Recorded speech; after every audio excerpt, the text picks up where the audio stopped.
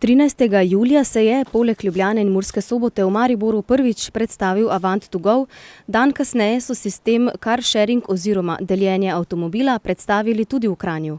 Gre za souporabo 100% električnih vozil, ki jih lahko najamete 24 ur na dan, vse dni v letu preko iOS ali Android mobilne aplikacije. Pred kamero smo povabili znanega Mariborčana, radijskega voditelja Bora Grajnerja, da nam kot aktivni uporabnik sistema Avant2Go predstavi svoje izkušnje.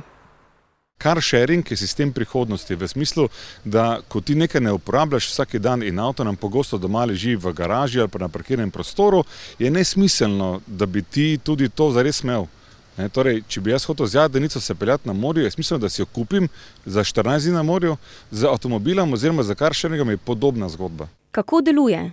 Da postanete član Avant2Go, se je potrebno predhodno registrirati na njihovi spletni strani avant2go.com. Pogoji registracije so starost 21 let ter 1 leto veljavno vozniško dovoljenje kategorije B. Izberete enega izmed 4 paketov in vplačate registracijo. Paketi so v vrednosti 29, 70, 150 in 300 evrov. Potrebno je opraviti izobraževanje o električnih vozilih, po izobraževanju pa se še osebno oglasite v poslovalnici, kjer se registracija tudi zaključi. Zanimalo nas je, če je dejanska uporaba tudi tako enostavna kot sama prijava v sistem.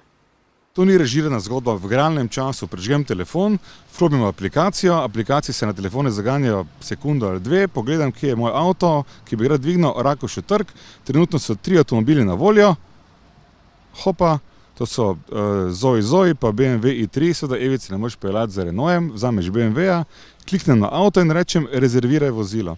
In zdaj on rezervira moje vozilo, imam približno 15 minut časa, da pridem do vozila, ko je enkrat rezervirano, in ko sem pri vozilu, potem samo še jaz stisnem tukaj odkleni avto. Ko pridem do vozila, stisnem Start Rental, pogledam vozilo od zunaj čisto, ok, potrdi in od tu naprej moja uporaba avta teče, tudi plačam za to uporabo. In kaj moram zdaj narediti? Nič. Odklenem vozilo s telefonom. Prevožen kilometer stane od 20 do 30 centov, minuta vožnje pa od 5 do 10 centov, če se vozite po dnevi, in 1 do 2 centa boste odšteli za vožnjo po noči. Start na gumbu, pardon, je Radio City malo preč nabijal, nič hudega, in od tu naprej prva in že gremo. Elektrika ima to čudovito lastnost, da je ekstremno tiha, teda se v električnem avtu vozite vedno kul. Kljub temu, da je zaenkrat v Mariboru aktivna samo ena lokacija, in sicer na Rakovševem trgu, je skupno obljubljenih kar 5 lokacij. Poleg omenjene bi naj dodali še lokacijo na Slomškovem trgu, ki bi bila naslednja, pri Frančiškanski cerkvi, na Partizanski cesti, Lentu in na Štrosmajerjevi ulici.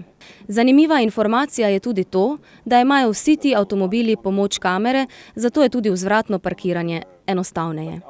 Električno vozilo ima torej več prednosti. Seveda je prvi ekološki aspekt, so izjemno ekonomični in tretja stvar, avto je res užitek voziti.